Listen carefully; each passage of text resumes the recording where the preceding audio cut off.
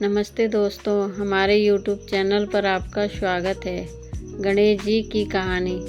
भगवान गणेश को विघ्नहर्ता, मंगलकर्ता और बुद्धि के देवता कहा जाता है। उनका नाम लेते ही सभी कार्य सफल होने लगते हैं। चाहे कोई नया काम शुरू करना हो, पूजा करनी हो, विवाह हो या कोई शुभ अवसर, सबसे पहले श्री गणेश की आराधना की जाती है। उनके जीवन से जुड़ी कई अद्भुत और प्रेरणादायक कहानियाँ प्रचलित हैं। यहाँ हम गणेश जी की एक प्रमुख कथा विस्तार से जानेंगे। पौराणिक कथाओं के अनुसार एक बार माता पार्वती स्नान करने जा रही थी। उन्होंने अपने शरीर पर उपटन लगाया और उसी उपटन से एक सुंदर बालक की मूर्ति बनाई। उस मूर्ति में उन्होंने प्राण डाल दिए, जिससे वहां एक बच्चा जीवित हो उठा। पार्वती जी ने उस बालक का नाम गणेश रखा और उसे आदेश दिया, जब तक मैं स्नान कर रही हूँ, तुम द्वार पर पहरा देना, किसी को भी अंदर मत आने देना। गणेश जी ने माता का आदेश सिर झुकाकर स्वीकार कर लिया। तभी वहां भगवान शिव घर लौटे और अंदर जाने लगे, परंतु गणेश जी ने उन्हें रोक दिया। गणेश जी बोले, आप अंदर नहीं जा सकते, वहां मेरी माता स्नान कर रही है। उन्होंने मुझे आदेश दिया है कि किसी को अंदर ना जाने दूं, आप भी प्रतीक्षा करें। भगवान शिव यह सुनकर चकित रह गए। अपने ही घर में प्रवेश से उन्हें रोका जा रहा था। उन्होंने समझाया, बालक मैं तुम्हारा पिता हूँ, मुझे रोकने का तुम्हें अधिकार नहीं। लेकिन गणेश जी माता का आदेश निभाने में अड़े रहे। उन्होंने द्वार पर डटकर शिवजी को रोक दिया।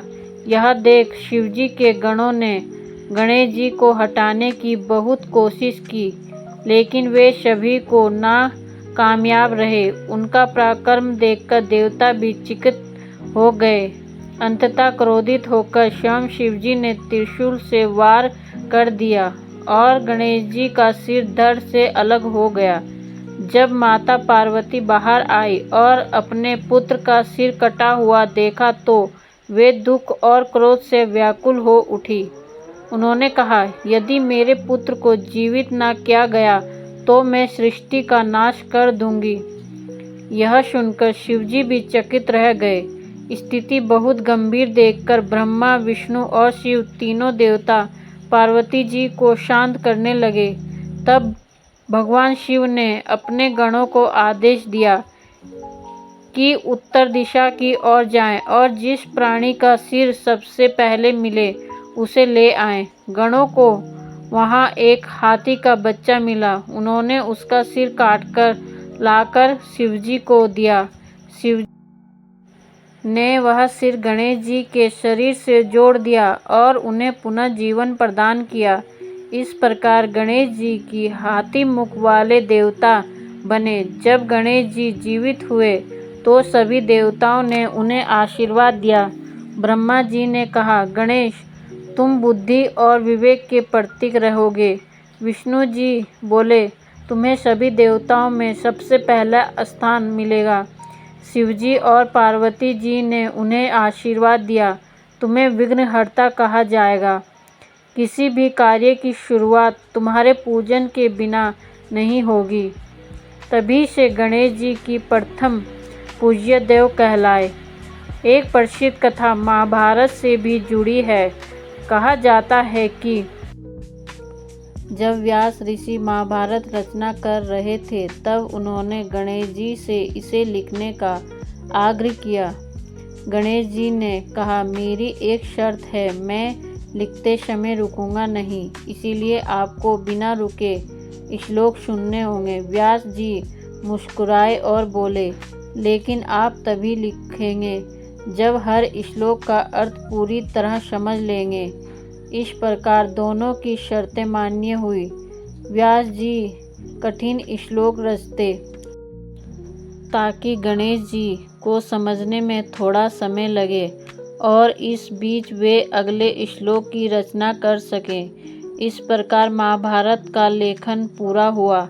ऐसे ही एक और रोचक कथा है।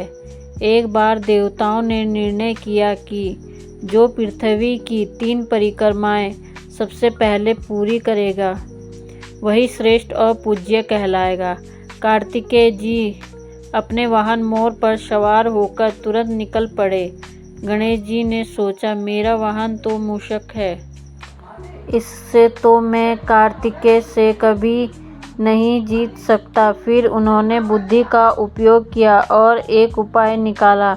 वे अपने माता पिता शिव पार्वती की परिक्रमा करने लगे और बोले, मेरे लिए माता पिता ही संपूर्ण ब्रह्मांड है।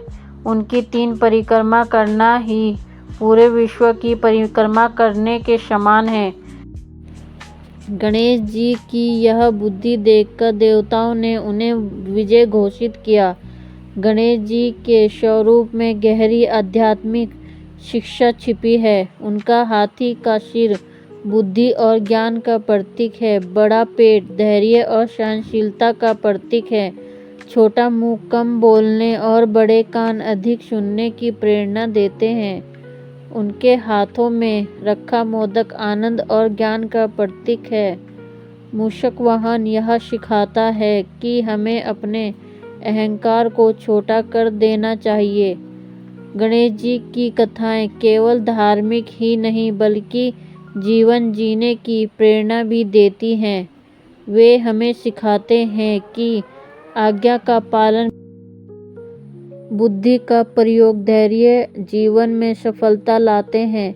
यही कारण है कि संसार भर में भक्त सबसे पहले श्री गणेशाय नमः का उच्चारण करते हैं और तभी कार्य प्रारंभ करते हैं, तभी उनके कार्य पूर्ण माने जाते हैं।